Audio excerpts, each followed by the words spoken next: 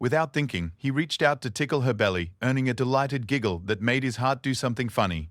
"She likes you," Lisa observed from behind him. "The feeling's mutual," Michael said, surprising himself with how much he meant it. He'd always been good with kids. It was one of the things that had made losing access to Emma so devastating.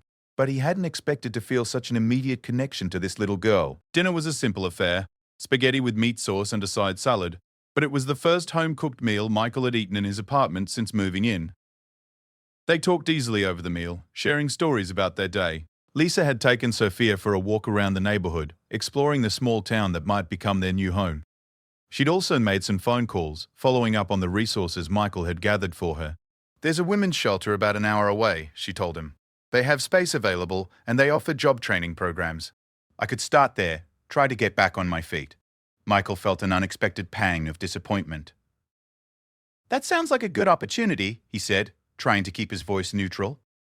Lisa was quiet for a moment, feeding Sophia small pieces of soft pasta. "I've been thinking about what you said last night," she said finally. "About maybe being meant to help each other." "Yeah? I'm a certified nursing assistant. I had to let my certification lapse when David wouldn't let me work, but I could get it renewed. And you mentioned that you're dealing with custody issues, legal problems."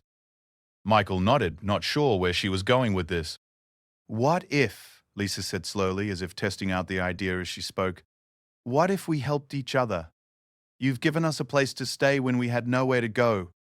Maybe I could help you show that you're stable, that you've got your life together. A family man instead of a divorced guy living alone above a restaurant." The suggestion hung in the air between them, heavy with possibility and uncertainty. Michael stared at her, trying to process what she was suggesting. "You're talking about us pretending to be," he started. "Not pretending," Lisa interrupted quickly. "I'm talking about building something real. A family that actually works, where everyone takes care of each other. You help us get stable, we help you prove that you're the kind of father Emma needs." It was crazy, it was impractical. It was the kind of decision that could blow up in all their faces. But as Michael looked at Lisa sitting across from him, holding her daughter with such fierce love, and then at Sophia who was reaching toward him with tiny, trusting hands, he realized that maybe crazy was exactly what they all needed. 3 weeks later, Michael stood in front of the bathroom mirror, adjusting his tie for the third time. Today was the day of his custody hearing, the moment that would determine whether he could see Emma more than every other weekend under supervision. The face looking back at him was different from the one he'd seen just a month ago. There was something in his eyes that hadn't been there before, hope, maybe, or purpose. Lisa appeared in the doorway behind him, Sophia balanced on her hip. She was wearing the navy blue dress they'd found at a thrift store the weekend before, her hair pulled back in a neat bun. She looked professional, composed, nothing like the desperate woman he'd found on the highway. "You ready?" she asked softly. Michael turned to face them, and the sight still caught him off guard sometimes. This woman and child who had somehow become central to his life in such a short time. It wasn't pretense anymore, if it ever had been. Somewhere in the daily routine of shared meals, sleepless nights when Sophia was teething, and quiet conversations over morning coffee, they had indeed built something real. "As ready as I'll ever be," he said, reaching out to take Sophia from Lisa's arms. The baby immediately grabbed his tie, babbling happily. It had become her favorite game, and Michael had learned to keep spare ties handy for court days and important meetings. The drive to the courthouse was quiet, each of them lost in their own thoughts. Michael's lawyer, Jennifer Walsh, had been cautiously optimistic about their chances. The character references were strong, his employment was stable, and his living situation had dramatically improved. Most importantly, he'd been sober for 4 months now, attending AA meetings religiously and building a support network that extended beyond just Lisa and Sophia. Lisa reached over and squeezed his hand as they pulled into the courthouse parking lot. "Whatever happens," she said, "you're a good father. Emma is lucky to have you." The hearing itself was held in a sterile conference room rather than a traditional courtroom. Michael sat beside Jennifer at one end of a long table, while Sarah and her lawyer occupied the other end. The mediator, a woman named Judge Patricia Morrison, sat at the head of the table with Michael's file spread out before her. It was surreal seeing Sarah again after all these months. She looked good, healthier than she had during the worst days of their marriage. Her new life clearly agreed with her. But when her eyes landed on Lisa, who was sitting quietly in the back of the room with Sophia, Michael saw something flicker across her face. Surprise, maybe, or calculation. "Mr. Chen," Judge Morrison began, I've reviewed your petition for modified custody. Your circumstances have certainly changed since our last hearing. Can you tell me about your current living situation? Michael had practiced this moment dozens of times, but his mouth still felt dry as he began to speak. Your Honor, I share an apartment with Ms. Lisa Martinez and her daughter Sophia. Lisa is a certified nursing assistant who returned to work last month at Memorial Hospital. We've been together for about a month now, and our relationship provides stability for all of us. And Ms. Martinez, the judge continued, turning her attention to Lisa. You're willing to testify about Mr. Chen's character and his interactions with your daughter? Lisa stood up, holding Sophia securely. Yes, Your Honor. Michael has been wonderful with Sophia from the day we met. He's patient, loving, and responsible.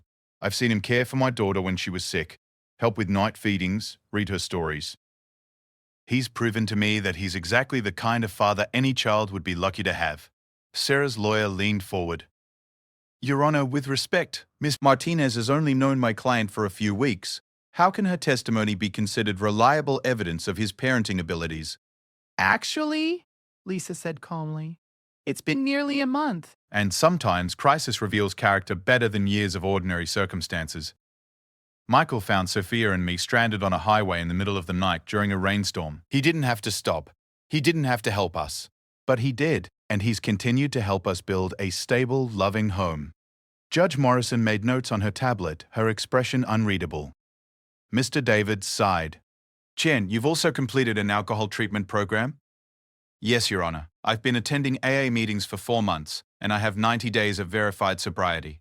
I have letters from my sponsor and from my employer, confirming my commitment to recovery. The questions continued for another hour, covering everything from Michael's work schedule to his living arrangements to his plans for Emma's care during visits. Sarah testified about her concerns, mostly centered around Michael's history with alcohol and what she called his impulsive decision-making, clearly referring to his relationship with Lisa. When Sarah's lawyer asked about the speed with which Michael had moved in with a stranger and her child, Lisa requested permission to respond. Judge Morrison nodded, and Lisa stood again, this time leaving Sophia with Michael. Your Honor, Lisa began, I want to address the characterization of our relationship as impulsive. When I met Michael, I was fleeing an abusive relationship. I had nowhere to go, no money, and a 6-month-old baby. Michael could have driven past us that night. Most people would have. Instead, he stopped, helped us, and opened his home to us when we had nothing. She paused, gathering her thoughts. Over the past month, I've watched Michael transform his life. Not because he had to for this hearing, but because he wanted to be the man his daughter deserves. He attends his meetings religiously. He works hard at a job he doesn't particularly like because it provides stability. He helps with Sophia not because I ask him to, but because he genuinely cares about her well-being. Lisa turned to look at Sarah directly. I understand your concerns about your daughter's safety and well-being. As a mother, I share those concerns. But I can tell you with absolute certainty that Emma will be safe and loved in Michael's care. I've seen how he talks about her, how his whole face lights up when he mentions something she said or did during their visits. That's not something you can fake. The room was quiet for several moments after Lisa sat down. Judge Morrison reviewed her notes, occasionally glancing up at Michael, then at Sarah, then at Lisa, who was now holding a drowsy Sophia. I'm going to recess for 30 minutes to review the documentation, Judge Morrison announced. We'll reconvene at 2 o'clock for my decision. The waiting was agony. Michael, Lisa, and Sophia sat on a bench in the courthouse corridor, watching people come and go. Lawyers in expensive suits hurried past, families clustered together for support, couples arguing in hushed tones about custody arrangements and visitation schedules. I should have worn a different dress, Lisa said suddenly, something more expensive looking. You look perfect, Michael assured her. Professional, responsible, like exactly the kind of person any judge would want helping to raise a child. Sophia had fallen asleep in Lisa's lap, her tiny hand curled around one of Michael's fingers. It was a picture of domestic tranquility that felt both completely natural and impossibly fragile. In the span of one conversation, their entire future could change. Michael, Lisa said quietly, whatever happens today, I want you to know that this past month has been the best month of my life since Sophia was born. You've given us more than just a place to stay. You've given us hope. Before Michael could respond, Jennifer Walsh appeared beside them. They're ready for us, she said. Back in the conference room, Judge Morrison looked at each of them in turn before beginning to speak.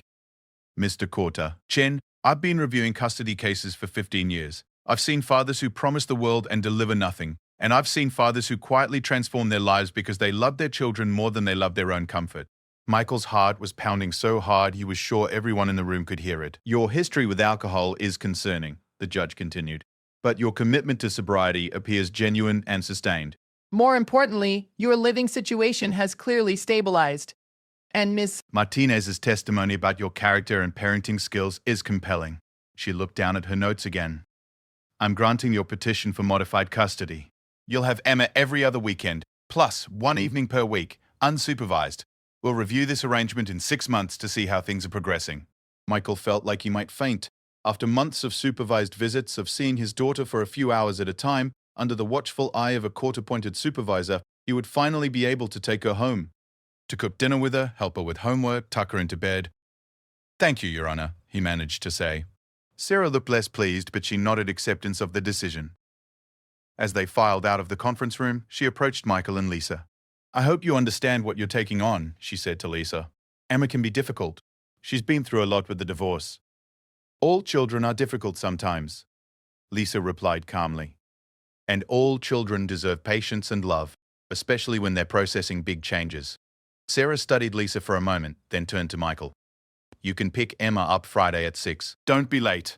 The drive home was a blur of excitement and nervous energy. Michael couldn't stop talking about all the things he wanted to do with Emma, all the activities they could enjoy together, all the conversations they would have. Lisa listened with a smile, occasionally interjecting with practical concerns about childproofing the apartment and making sure they had appropriate food and entertainment for an 8-year-old. We'll need to get her a bed, Michael was saying as they climbed the stairs to their apartment. And maybe some books. She loves to read. And art supplies. She's really creative. Michael, Lisa said gently as he fumbled with his keys, still holding Sophia. Breathe. You're going to be a wonderful father to her. You already are. That evening they celebrated with takeout Chinese food and ice cream. Sophia sat in her high chair, making a delighted mess with small pieces of lo mein noodles, while Michael and Lisa planned for Emma's arrival. They moved Michael's single bed out of the main room and into the small alcove, setting up the main space as a temporary bedroom for Emma. It wasn't ideal, but it would work until they could find a larger place. Are you nervous? Lisa asked as they assembled a twin bed frame they'd picked up at a second-hand store. Michael considered the question. Terrified, he admitted. What if she doesn't remember me? What if she doesn't like it here? What if I mess this up like I messed up everything else? Lisa set down her screwdriver and looked at him seriously. Michael, you didn't mess up everything else. Your business failed because your partner stole from you. Your marriage fell apart because you were both dealing with stress and grief in unhealthy ways. You made mistakes, yes, but you learned from them. That's what good parents do. Emma's never lived anywhere but the house, Michael said. She's never had to share space or deal with a baby crying at night. This is going to be a big adjustment for everyone. Then we'll take it day by day, Lisa said simply. We'll figure it out as we go, just like every family does. Friday arrived faster than Michael had expected. He found himself changing clothes 3 times, unable to decide what would send the right message. Too casual might suggest he wasn't taking the responsibility seriously. Too formal might make Emma feel like he was trying too hard. In the end, Lisa suggested his favorite jeans and a sweater Emma had given him for Christmas the year before. She picked it out herself, Michael explained as they drove to Sarah's house. Said it matched my eyes. The house looked exactly the same as when Michael had lived there. White colonial with blue shutters, perfectly manicured lawn, basketball hoop in the driveway where he'd taught Emma to shoot free throws. It was strange being there as a visitor, pressing the doorbell at what used to be his front door, Emma answered, and Michael's breath caught in his throat. She'd grown in the months since he'd seen her regularly. Her dark hair was longer, and she'd lost a tooth since their last supervised visit. She looked so much like Sarah, but she had Michael's eyes and his stubborn chin. Dad? She said uncertainly. Hey, sweetheart, Michael said, crouching down to her level. Ready for our weekend adventure? Emma nodded, but he could see the nervousness in her eyes. This was new territory for both of them. Behind her, Sarah appeared with a small suitcase and Emma's favorite stuffed elephant. I packed enough clothes for 3 days, Sarah said, handing over the bag. And don't forget she has soccer practice Monday after school. We'll have her back Sunday evening, Michael confirmed. Thanks, Sarah. The drive back to the apartment was quiet at first. Emma sat in the back seat looking out the window and clutching her stuffed elephant. Michael found himself making nervous small talk about school and friends, while Lisa sat quietly in the passenger seat with Sophia. "Dad," Emma said suddenly. "Who is that lady?" Michael glanced in the rearview mirror. "That's Lisa. She's, well, she's my friend. She and her baby, Sophia, live with me now." "Are you married to her?" Emma asked with the directness that only children possess. "No, sweetheart. We're just good friends helping each other out. Lisa is very nice. I think you'll like her." Emma was quiet for several more minutes processing this information. "Is the baby going to cry a lot?" she finally asked. Lisa turned around in her seat to face Emma. "Sometimes babies cry," she said gently. "Sophia is usually pretty good, but if she does cry and it bothers you, just let us know and we'll take her to another room." "I've never been around a baby before," Emma admitted. "Well, then you're in for a treat," Lisa said with a smile. "Babies are pretty amazing. Sophia just learned to clap her hands, and she thinks it's the most exciting thing in the world." Back at the apartment, Emma stood in the middle of the small space, taking everything in. Her eyes landed on the flowers Lisa had placed on the table, the toys scattered on the floor, the high chair in the corner. It was clearly not what she was used to. "This is where you live now?" she asked Michael. "This is where we live," he confirmed. "It's smaller than the old house, but we're working on finding something bigger." Lisa had tactfully taken Sophia into the bedroom to give Michael and Emma some time alone together. Michael showed Emma around the small apartment, pointing out where she would sleep, where they would eat, where the bathroom was. She nodded politely, but he could see she was overwhelmed. "Em," he said, sitting down on the edge of her temporary bed. "I know this is different from what you're used to. If you want to call your mum and go home, that's okay. We can try this again when you're ready." Emma sat down beside him, hugging her elephant. "Are you happy here?" she asked. The question caught him off guard. "Yeah," he said after thinking about it. "Yeah, I think I am. Happier than I've been in a long time. Because of Lisa and the baby? Because I'm learning how to be the person I want to be," Michael said carefully. "Lisa and Sophia are part of that, but so are you. You're the most important part." Emma was quiet for a long moment. "Mum says you're better now. That you stopped drinking and got your life together." "I did. I am." "Good," Emma said simply. "I missed you." The rest of the evening passed more easily. Lisa made spaghetti with meat sauce, Emma's favorite, and they ate dinner together like a real family. Emma was initially shy around Sophia, but by bedtime she was making funny faces to make the baby laugh. "She's really cute," Emma told Michael as he tucked her into bed, "even when she's messy." "Babies are supposed to be messy," Michael said, kissing her forehead. "It's part of their job description." "Dad?"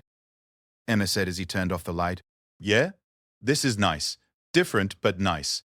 Michael felt his chest tighten with emotion. "I love you, Em. Love you too." That night, Michael lay in the alcove he now shared with Lisa, listening to the sounds of his sleeping family. Emma's soft breathing from the main room, Sophia's occasional sighs from her crib, Lisa's quiet presence beside him. For the first time in longer than he could remember, his world felt complete. But he also knew that this was just the beginning. Building a blended family was complicated under the best circumstances, and theirs was far from a conventional situation. There would be challenges ahead, legal, practical, emotional. Emma would need time to adjust. Sophia would continue to grow and change, and Lisa was still dealing with the trauma of her past relationship. Yet lying there in the darkness, listening to his family sleep, Michael felt something he hadn't experienced in years: unshakable optimism about the future. They had found each other in crisis, but they were building something stronger than crisis. They were building love. 2 months into their new routine, the cracks began to show. It started small, Emma refusing to eat the breakfast Lisa had prepared, insisting that wasn't how her mother made pancakes. Sophia going through a sleep regression that left everyone exhausted and irritable. Michael working overtime to cover the deposit on a larger apartment, which meant coming home later and later each night. The breaking point came on a rainy Tuesday evening in November. Michael arrived home to find Emma in tears at the kitchen table, Lisa standing over her with frustration written across her face, and Sophia screaming in her high chair, covered in what appeared to be an entire jar of baby food. "What happened?" Michael asked, setting down his work bag and immediately going to Sophia. "Emma threw her homework on the floor and refused to work on it," Lisa said. her voice tight with barely controlled anger. Then when I tried to help, she told me I wasn't her real mom and she didn't have to listen to me. Michael looked at Emma, who was wiping her nose with the back of her hand. Em, is that true? She's not my mom, Emma said defiantly. She can't tell me what to do. The words hung in the air like a slap. Michael saw Lisa flinch as if she'd been physically struck, and he felt his own anger rising. But underneath the anger was something worse. The dawning realization that maybe they'd been naive to think this would be easy. Lisa has been nothing but kind to you, Michael said, his voice sharper than he'd intended. She cooks for you, helps with your homework, takes care of Sophia while I'm at work. The least you can do is show her some respect. I didn't ask for her to do those things, Emma shot back. I didn't ask for any of this. I want to go home. This is your home now, Michael said. But even as he said it, he could hear how hollow it sounded. This cramped apartment with thin walls and no privacy, where a crying baby could wake everyone up, and there was nowhere to escape when tensions ran high. No, it's not, Emma said, standing up from the table. Mom's house is my home. This is just where I have to visit you. She ran to the bedroom they'd set up for her and slammed the door. Sophia's screams intensified, and Lisa sank into a chair, looking defeated.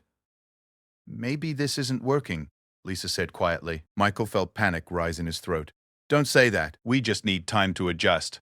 Look around, Michael, Lisa said, gesturing at the chaos surrounding them. Emma's miserable, Sophia's upset, because everyone else is upset, and we're all walking on eggshells, trying not to make it worse. This isn't a family. This is a disaster waiting to happen. Michael cleaned Sophia up and got her settled with some toys, then knocked on Emma's bedroom door. Em, can we talk? Go away, came the muffled reply. I'm not going anywhere, sweetheart. We need to work this out. Eventually, Emma opened the door. Her eyes were red from crying, and she looked younger than her 8 years. I hate it here, she said. What specifically do you hate? Michael asked, sitting down on her bed. Emma climbed up beside him, still clutching her stuffed elephant. It's too small. Sophia cries all the time. Lisa tries to be nice, but she's not you. Or Mum. I don't know the rules here. I don't know what I'm supposed to do. Michael felt his heart break a little. In all his focus on providing Emma with a stable home environment, he'd forgotten that stability wasn't just about having a roof over her head. It was about predictability, consistency, knowing what was expected of her. You're right, he said. I should have done a better job helping you understand how things work here. And maybe Lisa and I need to talk about what her role is and what mine is when it comes to taking care of you. They talked for another hour, with Michael listening carefully to Emma's concerns and frustrations. She missed her old bedroom, her friends in the old neighborhood, the quiet of the house where she'd grown up. Her clothes weren't just wet. They were torn. There was a bruise forming around her left eye, and her lip was split. The baby in her arms couldn't have been more than 6 months old, wrapped in a blanket that was now soaked through. Please, the woman said, her voice barely audible over the storm. Please, I just need to get somewhere safe. Anywhere safe. She was shivering violently, and the baby's cries were growing weaker, more distressed. Michael looked back at his car, then at the woman and child in front of him. In that moment, standing in the pouring rain at nearly 3 a.m, he made a decision that would change all of their lives forever. Come on, he said, taking off his jacket and draping it over the baby. Let's get you both out of this rain. The woman's relief was palpable as he helped her toward the car. She moved slowly, favoring her right leg, and Michael realized she'd been walking for some time. What's your name? He asked as he opened the passenger door for her. Lisa, she said, sliding carefully into the seat while cradling the baby. Lisa Martinez, and this is Sophia. She pulled back a corner of the wet blanket to reveal a small face with dark eyes and wisps of black hair. The baby had stopped crying and was looking up at her mother with the kind of trust that only children possess. Michael got back behind the wheel and cranked up the heat, directing all the vents towards his passengers. I'm Michael. Where were you trying to get to? Lisa was quiet for a long moment, gently rocking Sophia. I don't know, she finally admitted. Away from here. Away from him. She touched the bruise on her face unconsciously, and Michael felt something twist in his stomach. How long have you been walking? Since about 10 o'clock. Maybe 11. Her voice was flat, emotionless, like someone who had used up all their feelings and had nothing left. Michael did quick math in his head. And if I miss my mom, I can say so without you getting upset? Of course you can miss your mom, Lisa said. I'd be worried if you didn't. Missing her doesn't mean you can't also have good times here.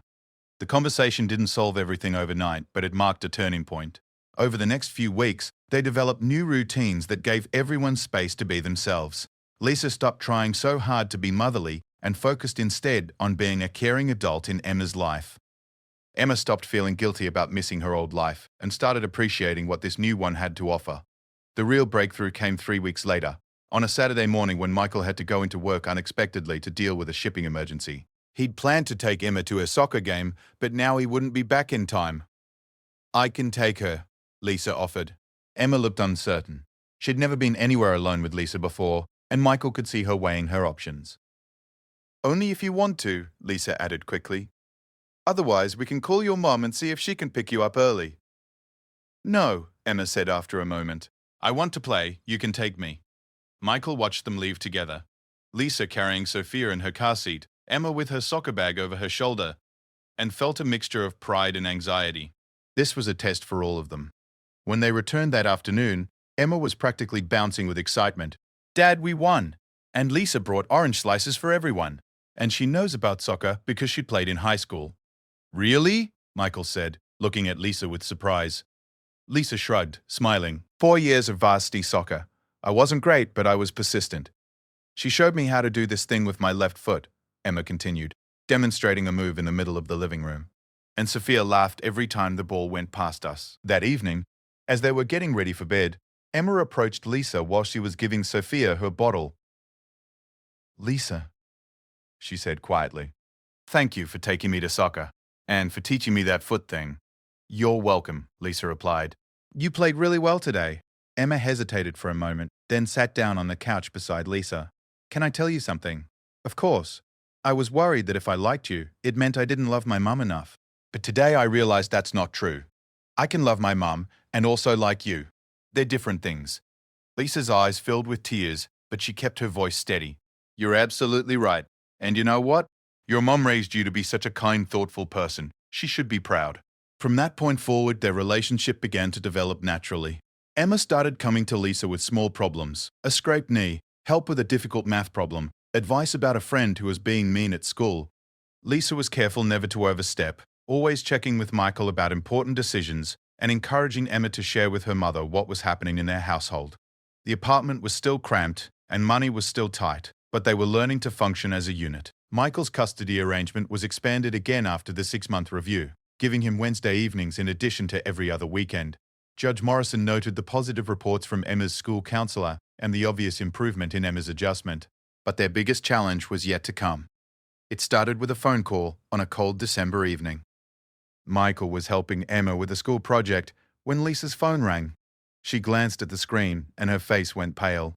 "It's my sister," she said, her voice tight. "I should take this." She disappeared into the bedroom to take the call, leaving Michael and Emma working on a diorama about the solar system. They could hear Lisa's voice through the thin walls but couldn't make out the words.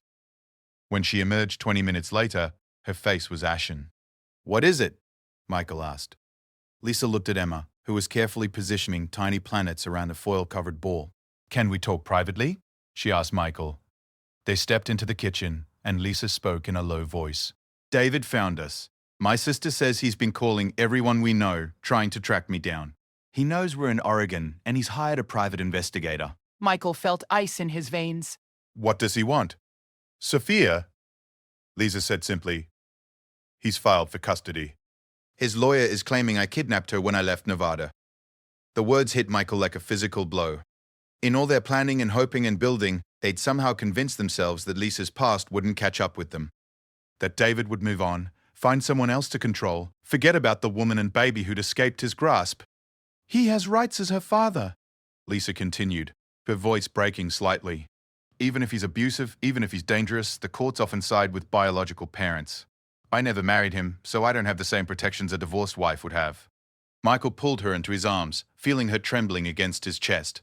Over her shoulder, he could see Emma still working diligently on her project, unaware that their world was about to be turned upside down again. "We'll figure this out," he said, trying to sound more confident than he felt. "We'll get a lawyer, fight this thing. He can't just take Sophia away from you." But even as he said it, Michael knew it wouldn't be that simple. Custody battles were expensive, time-consuming, and unpredictable, And David had resources that they didn't: money, connections, the advantage of being the one initiating legal action rather than responding to it. That night, after Emma had gone to bed, Michael and Lisa sat at their kitchen table with Lisa's laptop, researching family law and custody rights. The more they read, the more discouraged they became. Without concrete proof of abuse, police reports, medical records, witnesses, Lisa's word against David's might not be enough. I should have done things differently, Lisa said, staring at the screen. I should have called the police that night, gone to a hospital, documented everything. But I was so scared, and all I could think about was getting Sophia away from him. You did what any mother would do, Michael said. You protected your child. That's not wrong, but it might not be enough. Sophia began crying from her crib in the bedroom, and Lisa got up to tend to her. Michael watched through the doorway as she picked up her daughter, whispering soothing words and gently rocking her back to sleep. The love between them was so evident, so pure, that the idea of anyone separating them seemed like a crime against nature itself. But Michael had learned enough about the legal system during his own custody battle to know that justice and common sense didn't always prevail. Sometimes good people lost their children to technicalities and legal maneuvering. Sometimes the system that was supposed to protect families ended up destroying them. When Lisa returned to the kitchen, her face was set with determination. I won't let him take her, she said quietly. Whatever it takes, whatever I have to do, I won't let him hurt my daughter. Michael reached across the table and took her hand. We won't let him take her. This isn't just your fight anymore. We're a family and we protect each other. The next morning brought the first official legal document, a court summons requiring Lisa to appear in Nevada for a custody hearing in 3 weeks. The paper felt heavy in Michael's hands, weighted with the power to destroy everything they'd built. 3 weeks, Lisa said, reading over his shoulder. That's not enough time to prepare a proper defense. Michael was already reaching for his phone. Then we'd better get started. The lawyer they found, Rebecca Morrison, no relation to the judge who'd handled Michael's custody case, specialized in interstate custody disputes and domestic violence cases. She was expensive, more expensive than they could afford, but she was also experienced with exactly their type of situation. The good news, Rebecca told them during their first meeting, is that Sophia has been living in Oregon for several months now. We can argue that Oregon has jurisdiction and that moving the case here serves the child's best interests. And the bad news? Michael asked. The bad news is that Mr. Rodriguez is filed in Nevada, where he has residence and where Sophia was born. His lawyer will argue that Ms. Martinez took the child across state lines without permission, which technically constitutes kidnapping under Nevada law. Lisa went very still. Could I go to jail? It's possible, though unlikely, if we can demonstrate that you were fleeing domestic violence. Do you have any documentation of abuse? Hospital records, police reports, anything? Lisa shook her head miserably. He was careful. He never hit me where it would show. And when he did leave marks, he convinced me not to seek medical attention. Said it was my fault, that I was clumsy, that no one would believe me anyway.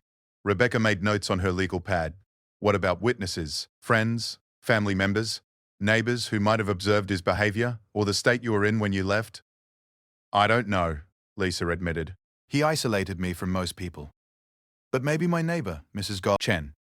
She was always kind to me, and she might have noticed things. We'll need to contact her, Rebecca said, and anyone else who might be able to testify on your behalf. Character witnesses, people who can speak to your parenting abilities, evidence of the stable home environment you've created here.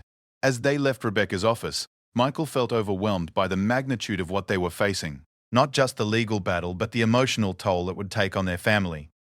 Emma would have to know what was happening.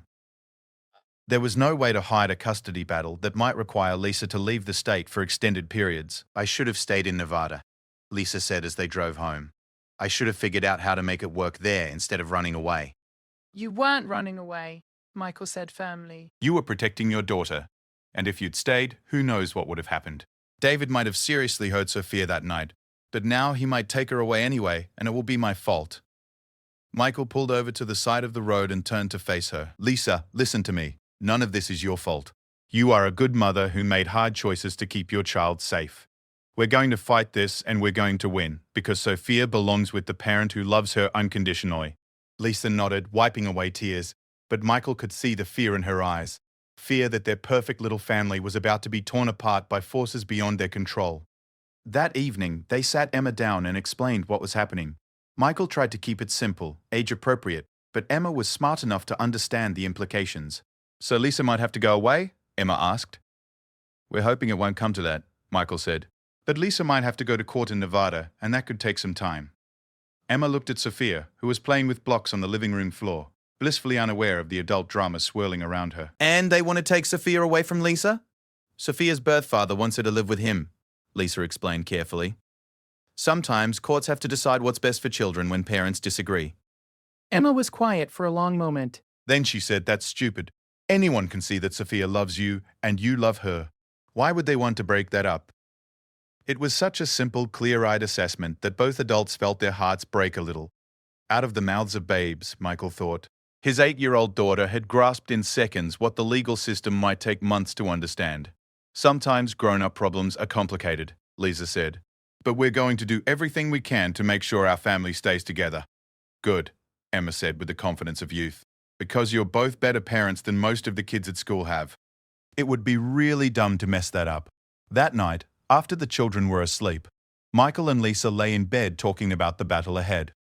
They made lists of potential witnesses, discussed their financial situation, planned for various scenarios. But underneath all, the practical planning was a current of fear that neither wanted to acknowledge. What if they lost? What if, despite everything they'd built together, despite the love and stability they'd created, the legal system decided that Sophia belonged with her biological father?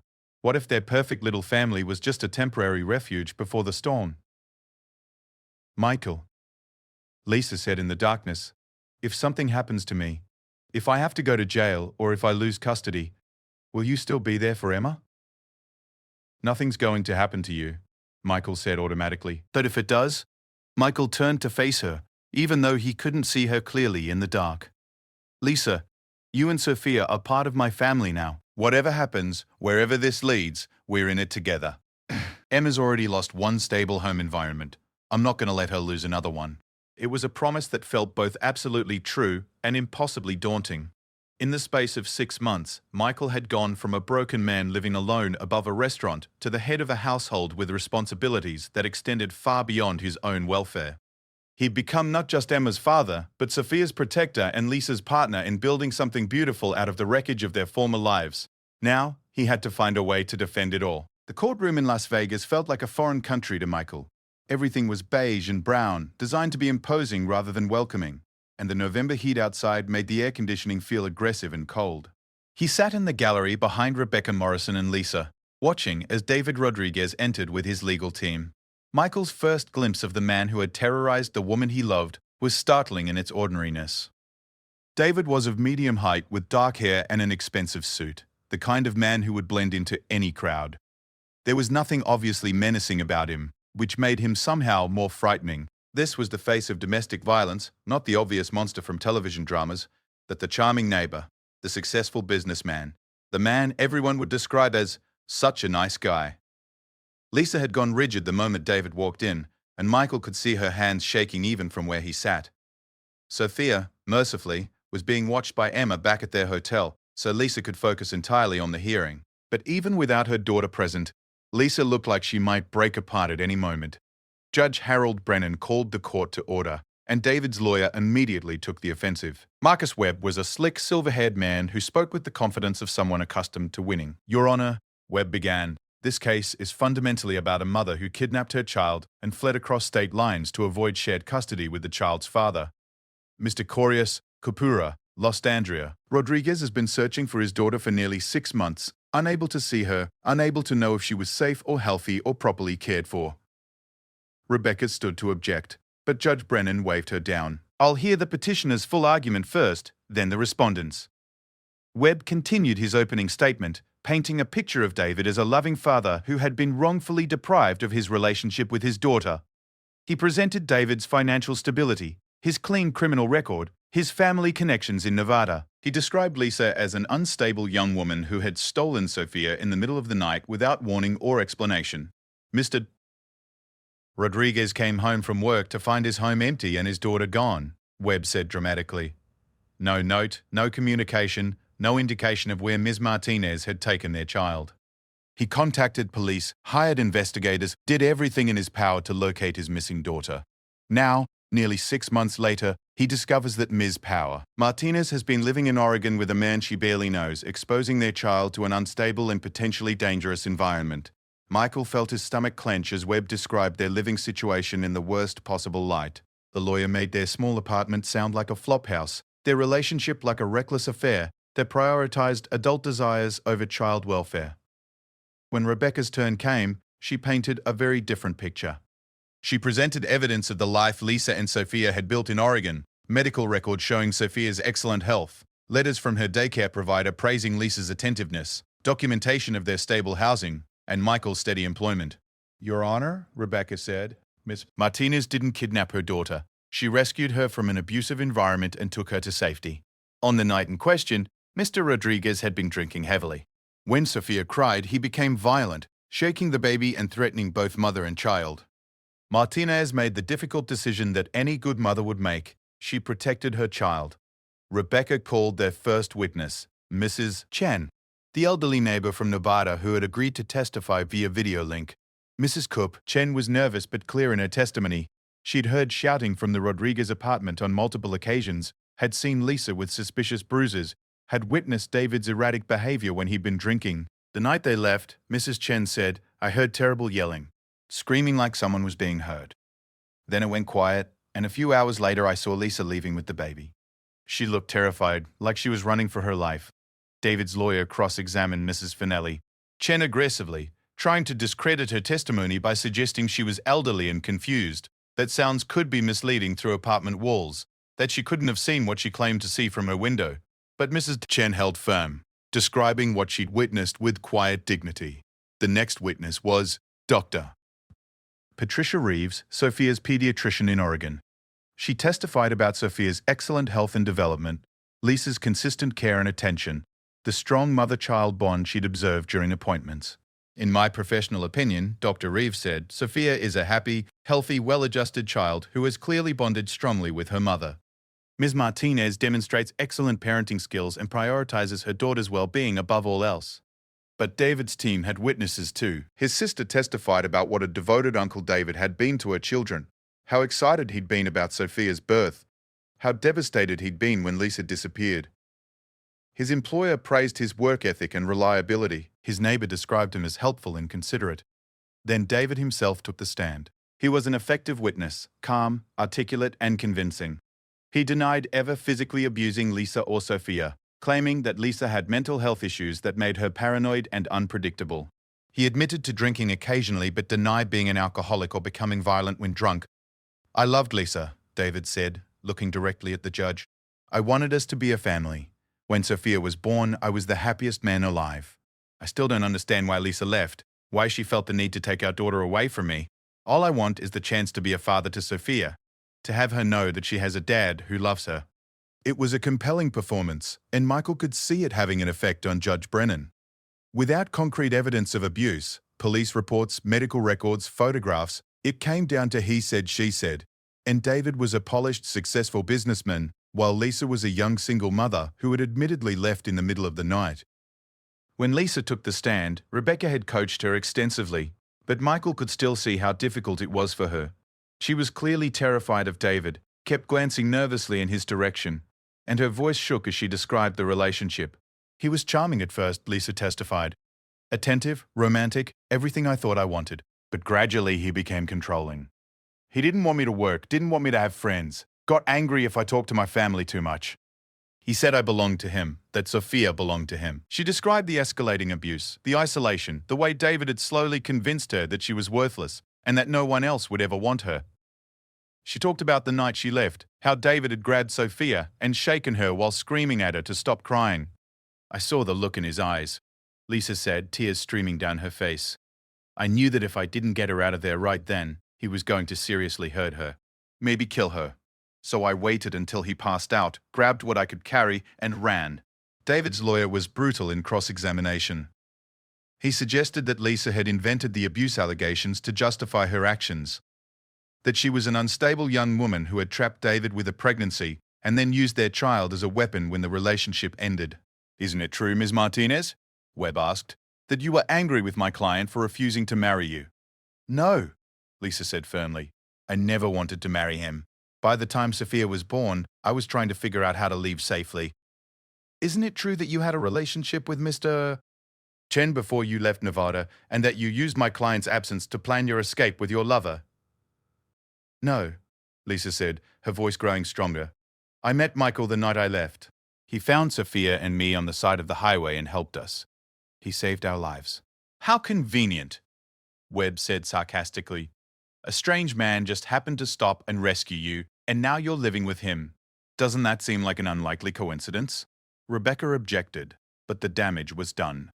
Webb was painting their meeting as something sordid and planned, rather than the act of kindness it had actually been. The hearing lasted 2 full days.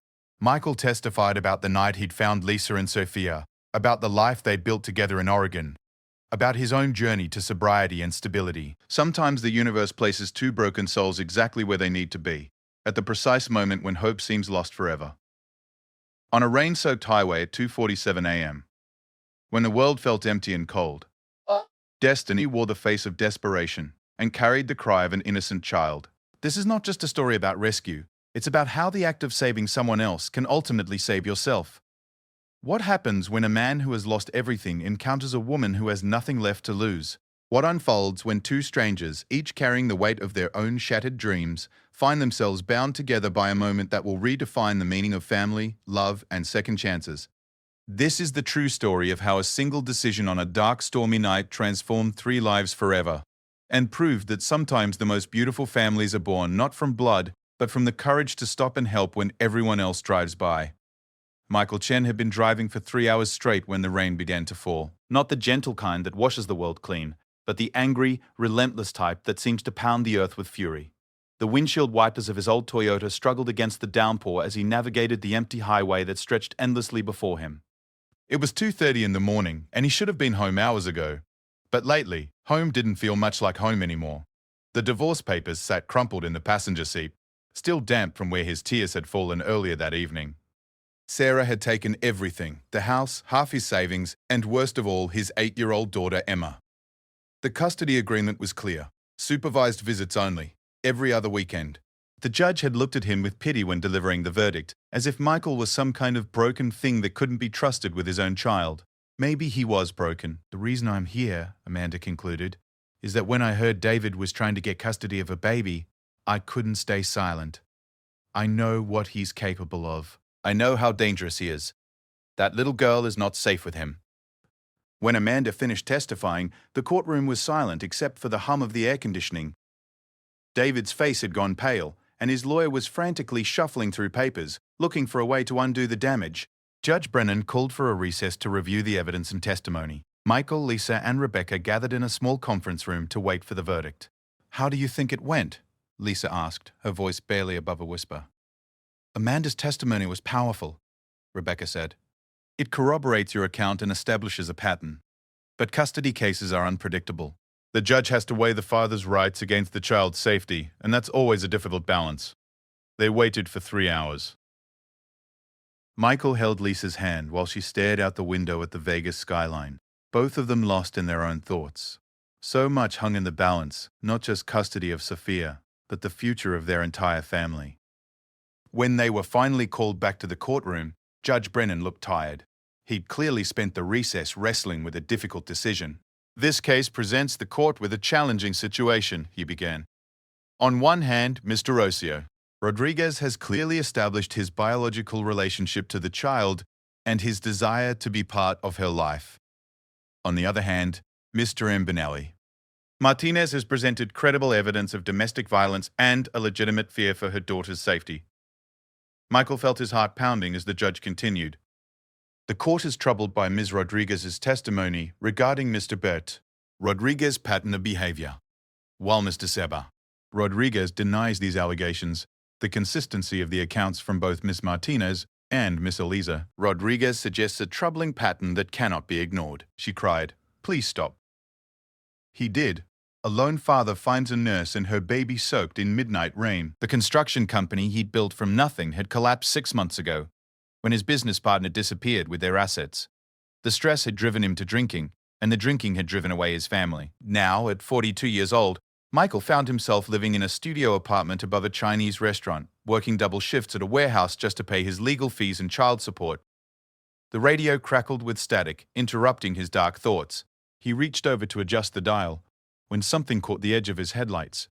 A figure stood on the side of the road, about 50 yards ahead, hunched against the rain. Michael's first instinct was to keep driving. This was exactly the kind of situation his ex-wife would have lectured him about, picking up strangers in the middle of the night. But as he drew closer, he could see it was a woman, and she was holding something in her arms. A baby. She was holding a baby. Michael's foot moved instinctively to the brake pedal. The woman looked up as his headlights illuminated her face, and even through the rain and darkness, he could see the desperation written there. She was young, maybe mid-20s, with dark hair plastered to her head and clothes soaked through. The bundle in her arms was moving, and he could hear crying even over the sound of the rain hammering against his roof. He pulled over and sat for a moment, engine running, watching her in his rearview mirror. Every rational part of his brain told him to drive away. He had enough problems without getting involved in someone else's drama. But then the woman stumbled, nearly falling to her knees, and Michael found himself unbuckling his seatbelt before he could think twice.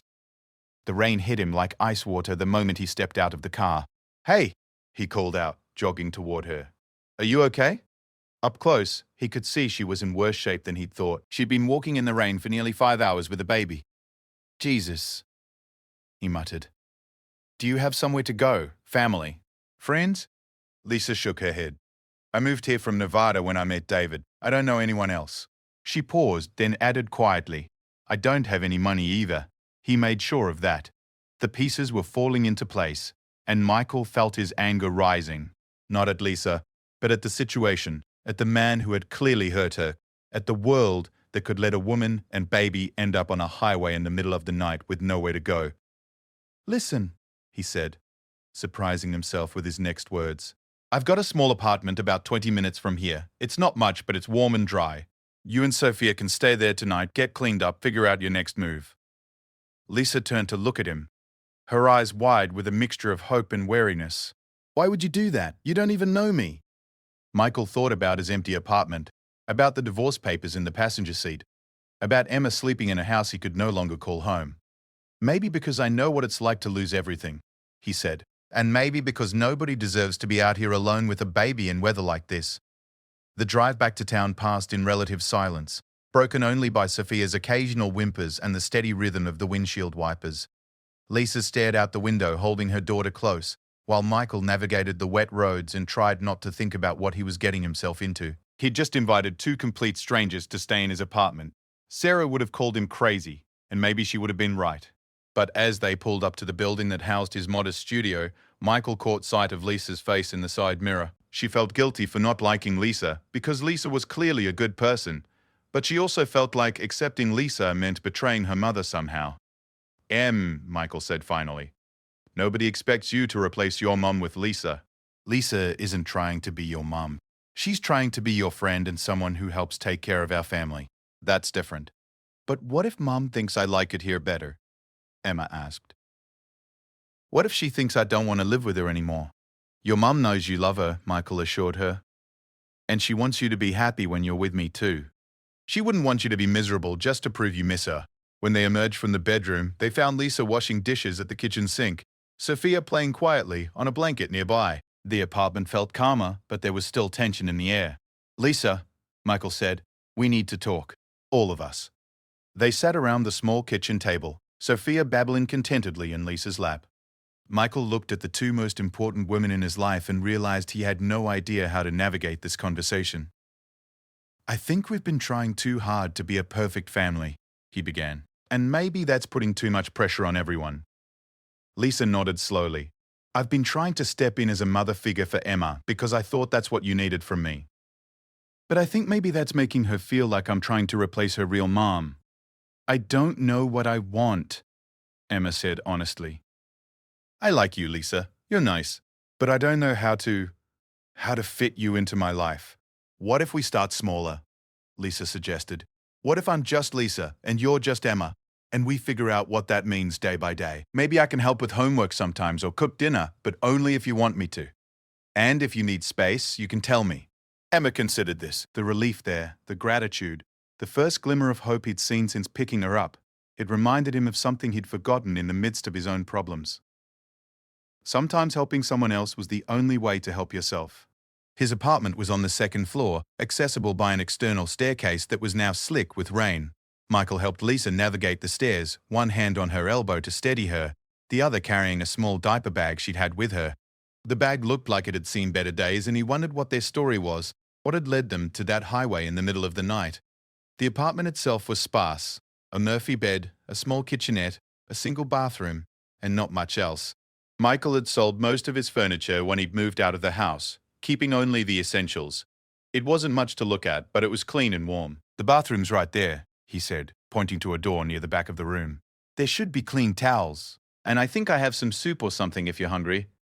Lisa stood in the middle of the small space, still holding Sophia, looking lost. "I don't know how to thank you," she said softly. "You don't need to thank me," Michael replied. "Just get yourself and the baby dried off before you both catch pneumonia." While Lisa was in the bathroom, Michael busied himself making coffee and heating up a can of chicken noodle soup. He could hear her talking quietly to Sophia through the thin walls, her voice gentle and soothing despite everything she'd been through. It made him think of Emma, of the bedtime stories he used to read her, of the way she would curl up against him when she had bad dreams. When Lisa emerged from the bathroom, she looked like a different person. She'd managed to dry her hair somewhat, and she'd changed into what looked like the only other clothes she had, a pair of jeans and a sweater that had seen better days. Sophia was wrapped in one of Michael's clean towels, looking much more comfortable than she had in the car. "Feel better?" Michael asked, handing her a steaming mug of coffee. Lisa wrapped her hands around the mug like it was a lifeline. "Much.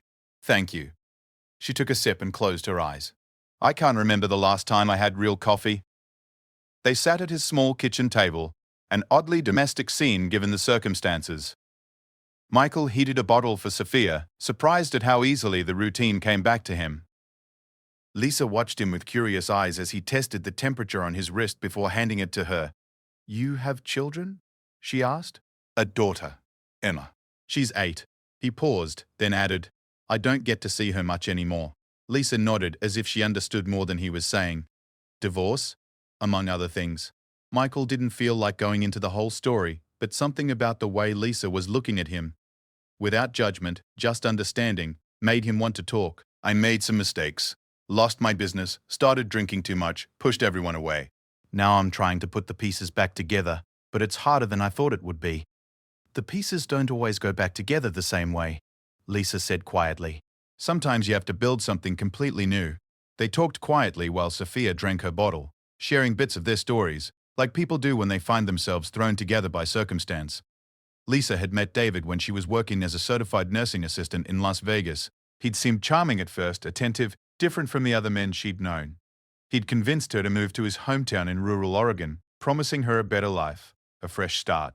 The better life had turned out to be isolation, control, and eventually violence. David had made sure she couldn't work, couldn't make friends, couldn't have access to money or transportation. When she'd gotten pregnant with Sophia, she'd hoped things might change, that becoming a father might soften him. Instead, it had made him worse. "Tonight was the last straw," Lisa said, unconsciously touching the bruise on her face again. "He hit me before, but he'd never say I to." Sophia was crying, and he just lost it. He grabbed her out of my arms and shook her, telling her to shut up. I saw this look in his eyes, and I knew if I didn't get her out of there right then.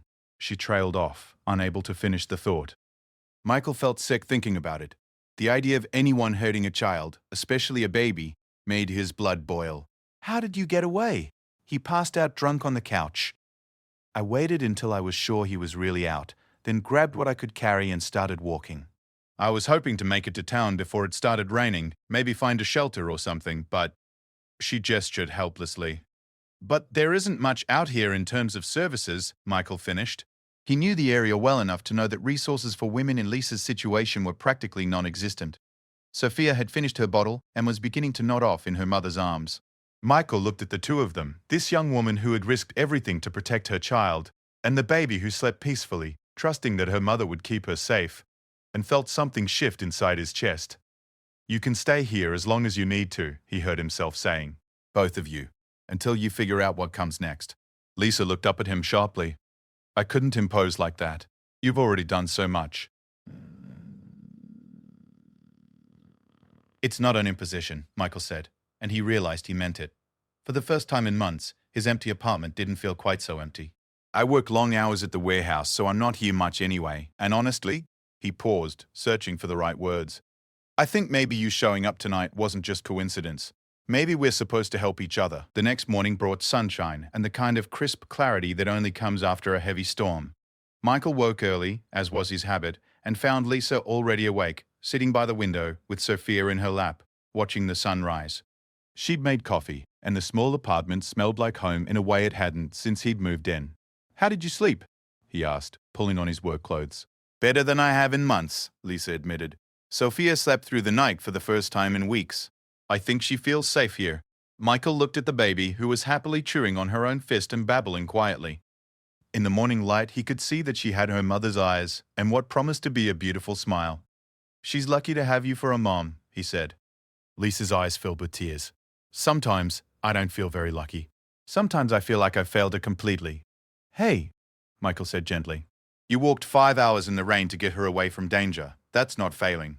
That's being a hero." Before leaving for work, Michael left Lisa his spare key and the number for the warehouse.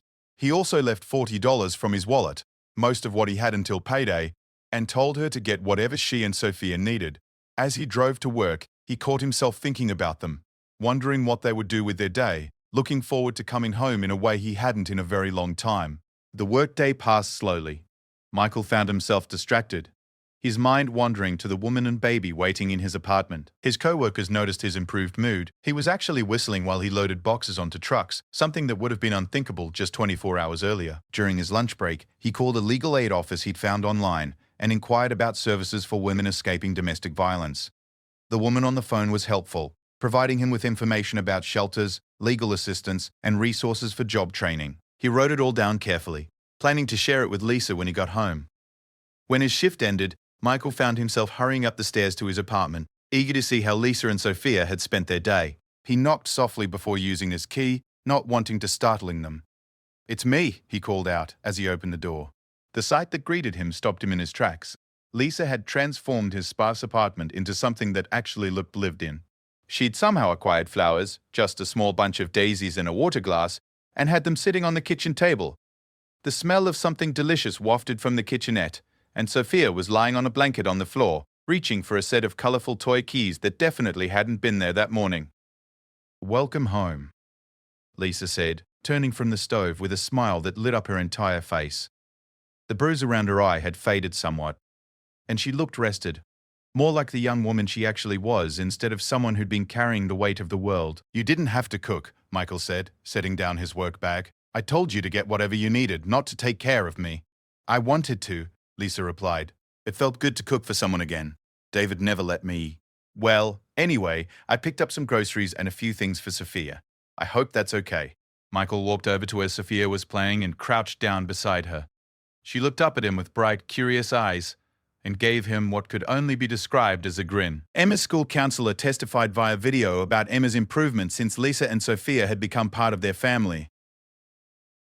But the most powerful testimony came from an unexpected source. On the second day, as they were preparing to conclude, Rebecca announced that she had one more witness. Michael turned to see a young woman entering the courtroom, someone he didn't recognize. "I call Amanda Rodriguez," Rebecca announced. David went very still, and Michael saw his lawyer lean over to whisper urgently in his ear. Amanda was a petite brunette, maybe 25 years old, with nervous eyes and a slight tremor in her hands. "Rodriguez," Rebecca began, "what is your relationship to the petitioner?" I was his girlfriend before Lisa, Amanda said quietly. We lived together for about 2 years. "And why are you here today?" Amanda looked directly at David for the first time since entering the courtroom. "Because I couldn't let him do to Sophia what he did to me." Over the next hour, Amanda described a relationship that was almost identical to Lisa's experience. The charm that turned to control, the isolation, the escalating violence. She showed the court photographs of bruises, medical records from emergency room visits, police reports that had never led to charges because she'd been too scared to follow through. "He told me I belonged to him," Amanda said, "that if I ever tried to leave, he'd find me and make me sorry. When I finally did leave, he stalked me for months. Showed up at my work, followed me home, called me dozens of times a day. I had to move to California and change my name to get away from him. David's lawyer objected repeatedly, claiming that Amanda's testimony was prejudicial and irrelevant to the current case, but Judge Brennan allowed it, recognizing that it established a pattern of behavior that corroborated Lisa's allegations.